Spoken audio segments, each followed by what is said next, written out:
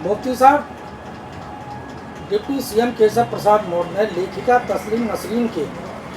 बांग्लादेश के मदरसों पर दिए गए बयान पर कहा है कि मदरसा बांग्लादेश का हो चाहे पाकिस्तान का हो या भारत का हो, यदि वास्तव में देखा जाए तो मदरसे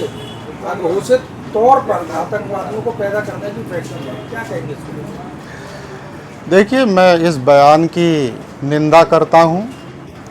और मैं ये बताना चाहता हूं कि भारत के मदरसे ऐसे हैं कि जहां से पढ़कर देश की आज़ादी के लिए कुर्बानियां दी हैं, देश के विकास में योगदान दिया है और आज भी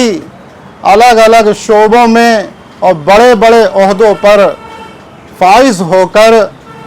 सेवा कर रहे हैं देश की। जहाँ तक सवाल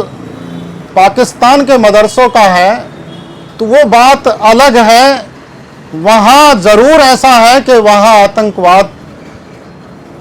शामिल है उन मदरसों में, लेकिन पाकिस्तान के मदरसों को भारत के मदरसों से ना जोड़ा जाए। जहाँ तक सवाल तस्लीमा नसरीन के बयान पर उत्तर प्रदेश के डिप्टी सीएम केशव मौर्य जी ने जो बयान दिया है, तो मेरा कहना यह है कि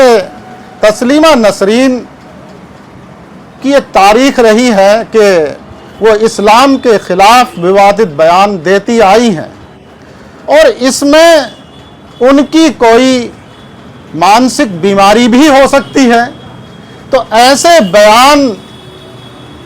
के बाद केशव मौर्य जी का बयान देना और ये बताना आतंकवाद से जोड़ना, जिहाद से जोड़ना, ये सरासर गैर संवैधानिक है, ये गैर कानूनी है। और फिर उत्तर प्रदेश में तो मुख्यमंत्री योगी आदित्यनाथ जी की सरकार है और इस सरकार में जिस तरह से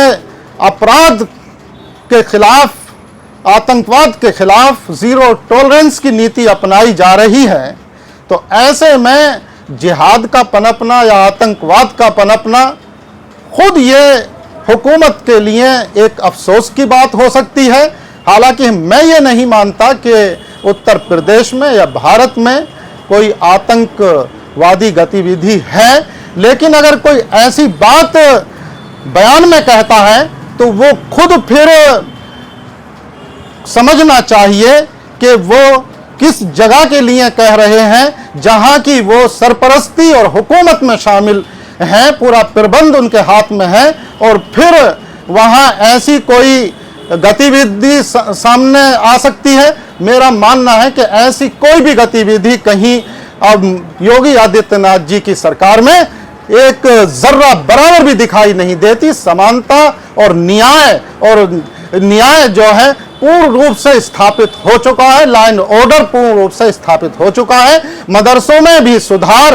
हो चुका है। जो कहीं कुछ गलतियां या खामियां थी, त्रुटियां थी, वो भी सरकार ने नियमित करके और मुख्य धारा में जोड़ने का जो काम किया है, वो सब कुछ अब पूरा कानूनी और संवैधानिक तौर पर सही है।